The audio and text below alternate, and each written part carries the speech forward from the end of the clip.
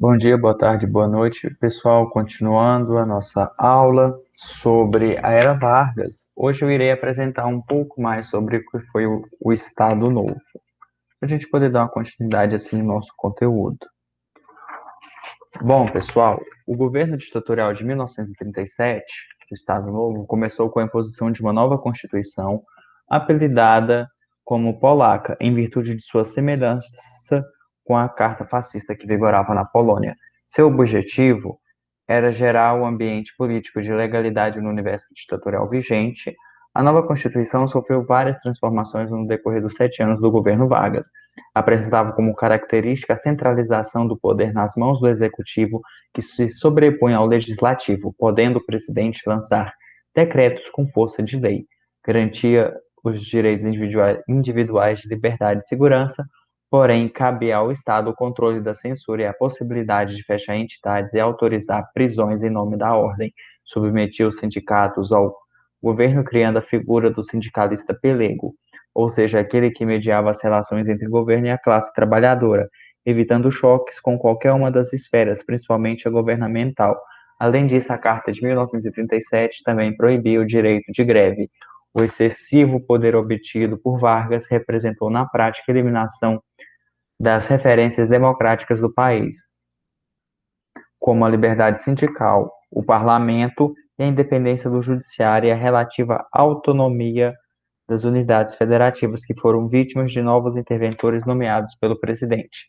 O livre espaço na imprensa também foi afetado pelo Estado Novo por meio do DIP, Departamento de Imprensa e Propaganda, que serviu como órgão regulador do setor, sendo também utilizado para divulgar as realizações do governo. Como instrumento desse projeto foi criada a Hora do Brasil, programa que até hoje existe e divulgado pela rádio no final do dia em rede nacional e que buscava ilustrar os progressos da Era Vargas. O novo órgão também serviu para reconstruir via censura a produção cultural e a ideia do brasileiro ideal, divulgando a necessidade de se ter um cidadão ordeiro, pacífico e trabalhador. Reforçando o trabalhismo em Vargas, o culto a Getúlio também foi um projeto articulado pelo DIP, utilizando os encontros dos trabalhadores em estádios e os espaços escolares para divulgar uma imagem perfeita e carismática do presidente, mediante a consolidação de sua figura como líder da nação e protetor das camadas sociais populares. Os abusos políticos persistiram, como já vinham ocorrendo no final do governo constitucional. Como exemplo, basta citar a criação da Delegacia da Ordem Política e Social, o DOPS, utilizada como instrumento de perseguição aos inimigos do regime, o que criou um clima repressivo.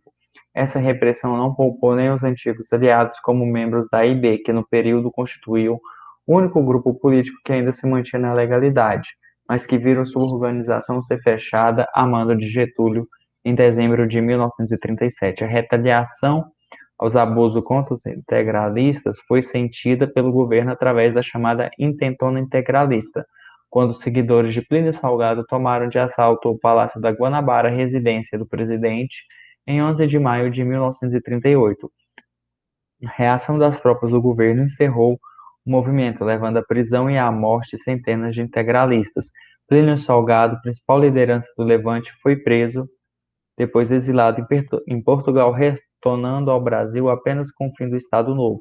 O combate à IB demonstrou o caráter despótico e centralizador de Vargas. Com a implementação do Estado Novo, Getúlio acabava de vez com o federalismo oligárquico de antigamente.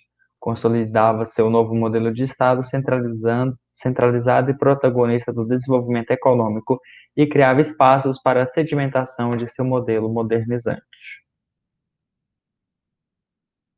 Bom, pessoal, aqui vocês podem ver, né, o, o culto à imagem de Getúlio Vargas, comícios, ó, estão vendo aqui nessa primeira imagem preto e branco com o retrato de Getúlio Vargas, isso é no estádio de São Januário, atualmente estádio do Vasco, que era muito utilizado por Getúlio como uma forma de propaganda, principalmente em datas simbólicas, como, por exemplo, o Dia do Trabalho.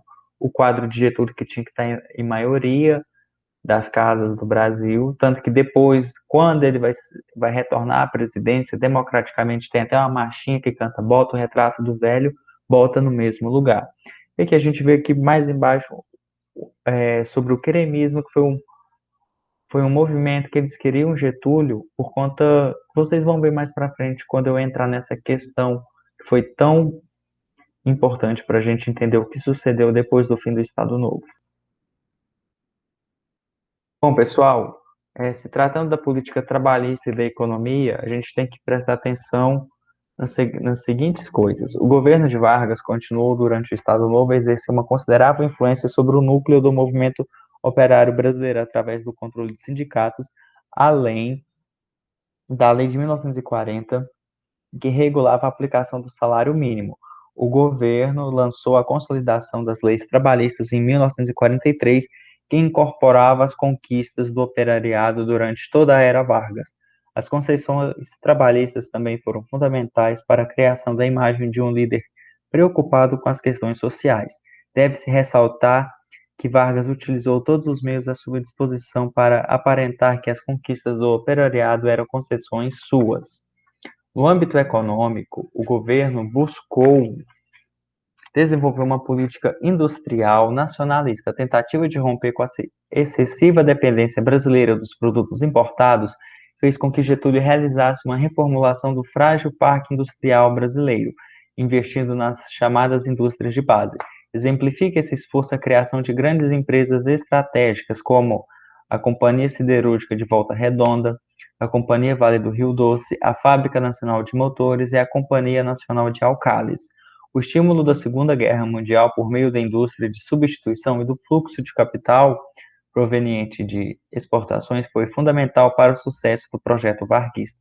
Pode-se dizer que o modelo varguista, dotado de um caráter economicamente interventor, representou uma resposta à crise do liberalismo econômico dos anos 1930 e 1940.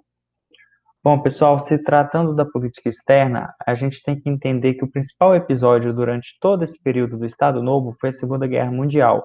A postura inicial do governo brasileiro foi da neutralidade do processo da polarização mundial entre aliados liderados pelos Estados Unidos e as forças do eixo, chefiadas pela Alemanha de Hitler, né? Vargas visava a redução das pressões internas, já que seu governo contava com setores mais alinhados aos americanos e outro mais alinhado aos alemães, e externas, oriundas de uma ocupação de guerra, ao mesmo tempo que tentava evitar o confronto com alguma potência que poderia assumir o papel de aliada a médio e curto prazo. Com o passar dos meses, os rumos da guerra e a pressão norte-americana levaram o presidente a apoiar de maneira velada, ou seja, secretos aliados, mesmo que ideologicamente se encontrasse mais próximo do eixo.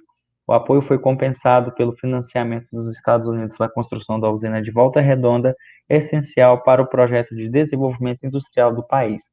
A vantagem obtida pelos beligerantes foi o direito de usufruto de uma base militar na cidade de Natal, estratégica para o controle da navegação no Oceano Atlântico e para o controle da guerra na África.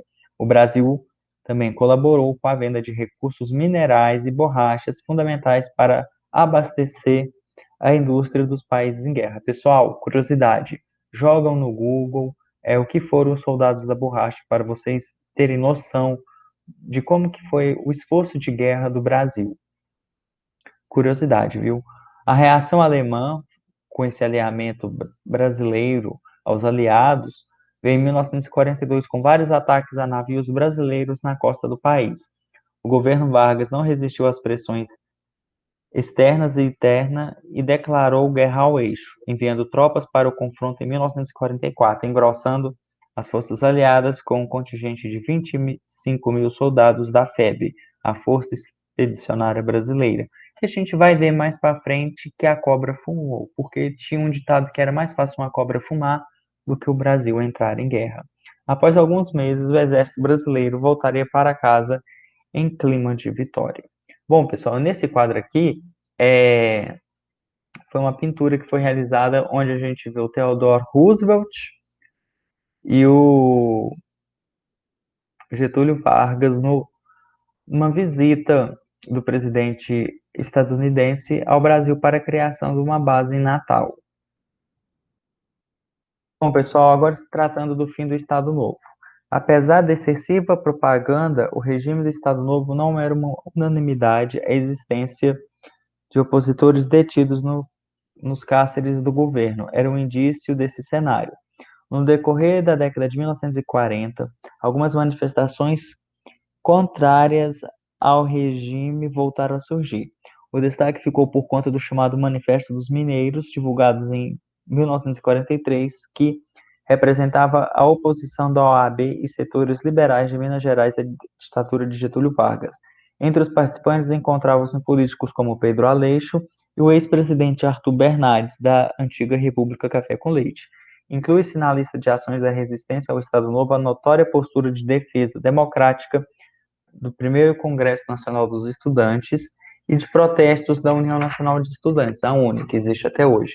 A agremiação, fundada em 1937 como força estudantil vinculada aos interesses do Estado Novo, mas que em 1945 se voltava contra a ditadura de Vargas, apesar do presidente tê-la reconhecido como entidade representativa dos universitários. Bom, pessoal, aí aqui essa é a imagem do queremismo, que significa o Queremos Getúlio.